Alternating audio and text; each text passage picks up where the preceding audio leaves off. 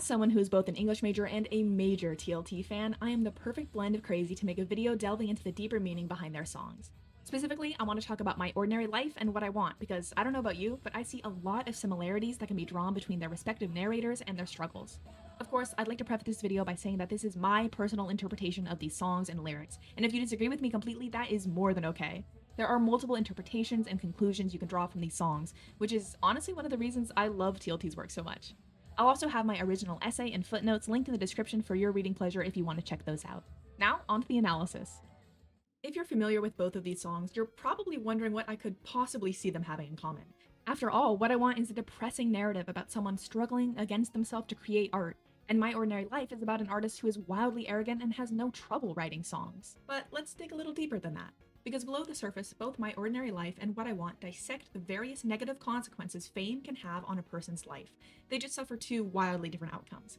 That's because My Ordinary Life focuses on a narrator who has been consumed by the pressures of stardom and has resigned themselves to a false reality in order to cope, while the narrator in What I Want actually manages to save themselves at the last moment from going down that same route and abandoning their human connection in favor of disillusionment. With these starkly different endings, these two songs can be seen as representative of the two possible roads a creative must choose between when they've gained celebrity status and are forced to decide between staying true to themselves and their art or succumbing to the burdensome expectations of corporate production and audience approval. Basically, the narrator of My Ordinary Life is beyond doomed, and What I Want enjoyers stay on top. Speaking of which, let's start with What I Want, since it's probably tied for my favorite TLT song right alongside Longtime Friends, but that's a video for a different day. Now, the album that What I Want is on, 01, is about a quote, dissecting of the self, with a narrative focus on quote, self-actualization. This album is no stranger to songs that delve into the inner workings and mental blockages common in the creative process. For example, the narrator in What I Want struggles with a lack of serotonin control that keeps him confined to bed feeling half dead and unable to create. A dichotomy between what the narrator wants and what they are actually able to accomplish is introduced in the very first verse of the song, with the line, "I'm having fits like opposites are dividing the whole." As we see here, the narrator's conflict initially stems from internal sources, namely mental illness and their frustration at being unable to motivate themselves to actualize the ideas they have inside their head. To quote Yoav, the state of being demotivated and bitter can be super poisonous to making great art. In the song, the singer is full of desire and yearning for this far-off sense of success, but feels totally stuck. So, in an attempt to get over this blockage, what does the narrator do? Well, they begin to rely on their audience in order to hold themselves accountable to create. This strategy works because it's all too easy to let yourself down, but once an outside person is added to the equation, the thought of failure becomes much more detrimental and anxiety-inducing, because suddenly the stakes are higher. And I promise that's not just me projecting here, because Sam himself has said as much. Because if the only person I'm accountable to is myself, especially if I'm depressed, there's no way it's gonna happen. Exactly. It's like I am going to bargain with myself until I'm like, let me just give me a break.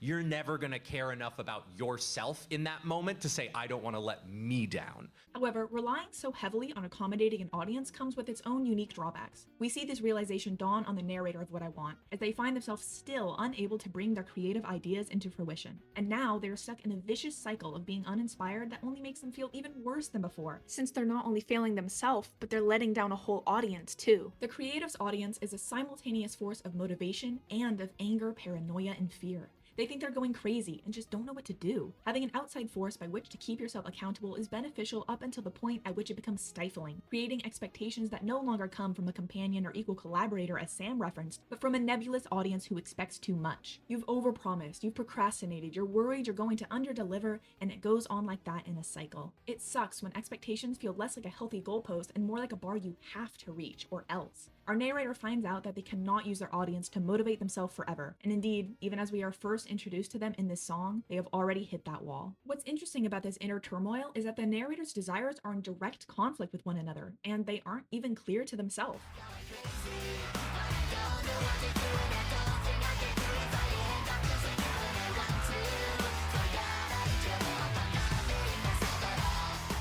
The line, "but I want to" here could either be referring to the narrator's desire to get through their aforementioned struggles, or it could be referencing the line directly before, meaning that they want to lose you being their oppressive audience. And this interpretation is only further complicated by the next lyric, being "forgot I need your help." The narrator is painfully aware that their audience is both a guiding force and a negative one, something they need and yet something which is holding them back too. I love double meanings like this. The narrator needs their audience, but at the same time, all of those eyes are actually hurting them, their mental health, and their production. what's there to do? It's mentioned that even when the narrator is able to overcome their internal obstacles and create, there's the sense that their work goes unthanked, as the content they produce is readily consumed but taken for granted by their audience. This is compounded by the fact that the narrator's fans are not privy to the inner conflicts the narrator has been struggling with, as they have intentionally been putting on a brave face and hiding their self-doubts from the public eye. Hence the line, "If you ask me how I'm doing, I will tell you that I'm okay." So the narrator is struggling, and they can't fully be honest about it. They're going through this entirely alone and unsupported. It's no wonder they're stuck in such a self-destructive loop. And as we see in the other lyrics, this builds into resentment for their audience. The narrator begins to believe that their fans secretly hate them. But here's the thing, they know deep down that this belief is likely untrue and crazy, but still they cannot shake it, because mental illnesses like depression and anxiety can't exactly be reasoned with. The narrator's fame and motivation hinges upon their fans, and as such, it can become as easy as it is destructive to rationalize the desire to hyperanalyze their audience, figure out what it is that they want, despite all of the negative feelings that then result from said analysis. It's depressing that, despite everything they're going through, making their struggles and lack of creativity totally valid, the narrator still feels the need to justify their lack of production, saying, "I'm not being myself at all." But their words come off as an empty promise because they're unable to articulate and reveal the true source of their struggles, for fear of losing their audience entirely. As the narrator claims this behavior isn't who they truly are, the audience is likely to reply, "Well, we don't really know who you are." The climactic moment of What I Want comes when the narrator must decide how they want to address their toxic relationship with their audience and deeper inability to be motivated and create. As their audience has morphed into more of a hindrance of oppressive expectations rather than a nurturing force, and as their own mental health holds them back, there's a sense that turning themselves over to an outside entity could be the solution. After all, this would remove the problem of an internal struggle altogether. It would allow the narrator to both produce their work and maintain their audience, albeit at the cost of human connection. But if their human side, composed of mental illness and clashing emotions, has been the primary source of the narrator's conflict anyway, wouldn't it be nothing but beneficial to remove it from the equation?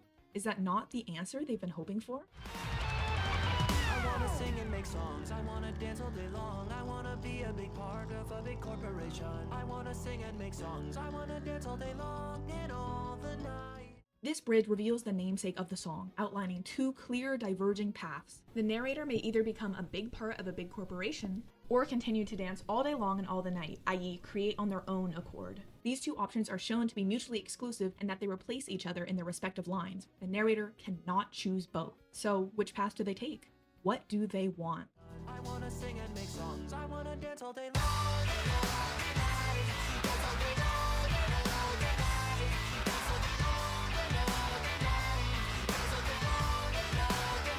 Instead of handing themselves over to the soulless corporation, their narrator stops and listens to the old brag of their heart. I want, I want, I want. They finally put themselves first. But why? After struggling to balance their art and their audience for the entire song, something a corporate entity could theoretically help with, the creative still decides that their connection to their audience, as toxic as it may be in its current state, is worth too much to give away. This is despite knowing that their audience is not on equal footing with them, that they may never understand them and their struggles personally, may continue to be ungrateful and leave them thankless for their work. But to give them up would be to give up the very hope that one day things could change. By the end of the song, the narrator's true wish has been actualized. They are able to articulate the desire to be famous and loved by an audience, but are not willing to compromise their human input or delude themselves in order to achieve those things. Let me be clear, this decision in itself does not change anything. It doesn't solve the root issues of the creative's internal conflicts, the mental illness, the self-sabotage, the conflicting emotions. Those are all still there. But it's a start, and it's proof that there is hope that these things can and will change. And hope is much more than what could be said for the narrator's perspective at the start of the song, when they believed that there was no key to unlock their obstacles or free them from the permanent scar on their soul. It is a testament to their mental fortitude, to be able to hold on to their self-identity even through the mounting pressure and expectations that come with growing fame. Despite the pressures, they were able to hold on to who they are and what they want. As someone who can really struggle with people-pleasing and indecisiveness, that's why I adore this song as much as I do. What I Want is an anthem for putting yourself and your needs first.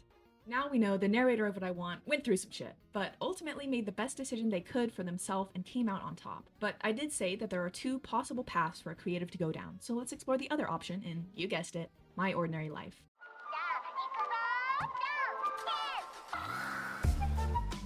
My My Ordinary Life is a delightful song, but not because it's about a personal triumph like What I Want, but because the narrator is so arrogantly famous that it is entirely unrelatable. The song is about, quote, fame and disillusionment, and similarly to What I Want, the lyrics detail a distinct conflict between creator and audience. However, while this conflict is mostly one-sided in What I Want, here it makes itself known through overt disagreement and catty, sarcastic jabs thrown between the creator and their fans. The narrator in My Ordinary Life is an asshole, and I am here for it.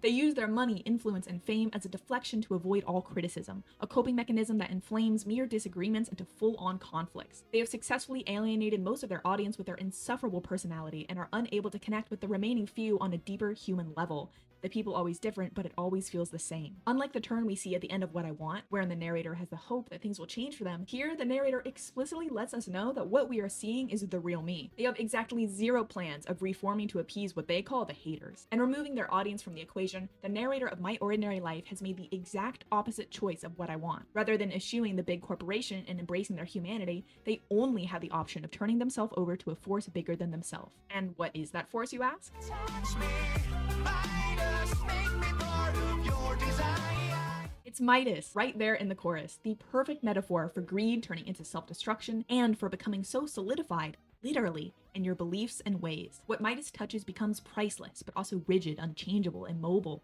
The narrator seeks the design of a guiding force, even one that will destroy them in their progress, because they know they have lost touch with a fundamental aspect of the creative process, their humanity. Because, despite the narrator presenting their braggadocio as their true colors shining through, it is actually a begging to help them escape the false reality they have pigeonholed themselves into upholding. As Sam put it when describing the process of writing this song, the goal at the beginning was to write a song that sounded like it was bragging, but was actually a super miserable cry for help. The narrator isn't just an asshole, they're also pathetic. I kind of feel bad for him. Similarly to What I Want, My Ordinary Life's narrator is unable to connect with their audience on a personal level, although in this case, they're, shall we say, a much more active participant in this disconnection, what with the vitriol and lies they are spewing to the public. They have consciously belittled and driven away their audience, thus destroying any remaining possibility of regaining that human connection. And what remaining fans they do have to uphold their fame are fake. They're not collaborators or motivators, but patrons who support this artist unconditionally only to secure their own proximity to fame. Their reverence of this narrator as a god who can never make mistakes only heightens the narrator's feeling that they must uphold this facade and disillusionment, lest everything come crashing down around them. Their fame may be fake, but hey, it's all they have left. No matter what I make, they never see mistakes. Making so much bread, I don't care that they're just being fake. They tell me they're below me, I act like I'm above. The people blend together, but I would be lost without their love.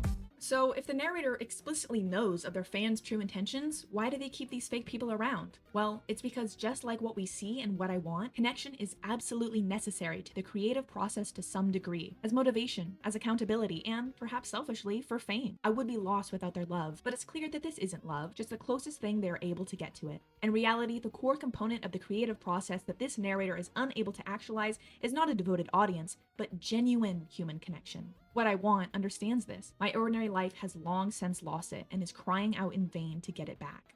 Can you heal me? Have I gained too much? When you become untouchable, you're unable to touch. Is there a real me? Pop the champagne. It hurts me just to think, and I don't do pain. The narrator doesn't do pain, as they have disconnected themselves from their own emotions in order to avoid the sting of criticism. This has also left them indifferent about their own creative production. They don't care if everything they make is awful because they know their fans will eat it up just to appease them. This is why they manufacture trivial songs as quickly as an easy-bake oven, and eventually abandon their muses altogether, singing All My Muses Left Behind. As much as they suppress their emotions through material possessions, drugs, and alcohol, the doubt and pain inevitably come creeping back in. The once confident assertion that that's the real me has morphed into an unsure, is there a real me? An unanswerable question that leads them to mindlessly go through the motions and return to celebratory numbness, popping the champagne because they don't do pain. They're unable to face the life they're left with after signing themselves over to Midas. The same money and fame they once bragged about have now become too much, making them unable to touch. They have become the very thing What I Want fought against. The narrator is Midas, is the big corporation, is the untouchable, larger-than-life force that is completely disconnected from any semblance of humanity. By the end of the song, they have entirely lost the hope of regaining genuine human connection. The only thing they have left is the facade they have so long upheld, the false reality built on disillusionment they now lean into, knowing all other efforts have failed.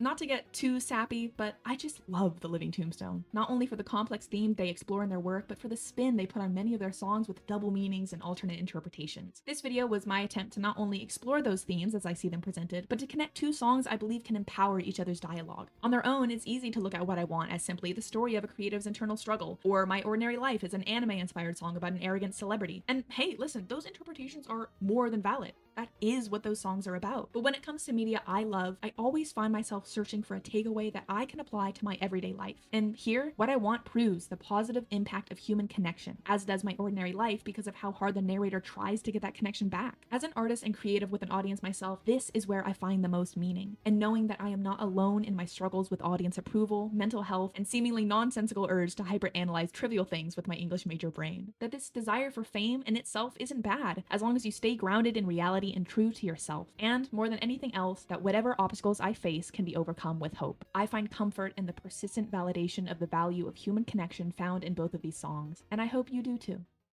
Thank you so very much for watching. This is not my normal type of content by any means, as I have literally never made a video essay before, so I hope hearing me talk at you for 15 minutes straight was at least at times enjoyable. I mostly just make art and write out my ideas, so if you enjoyed this, let me know, because I have a few other essays on TLT songs that I could convert to a video format. I think that one on Longtime Friends is calling my name.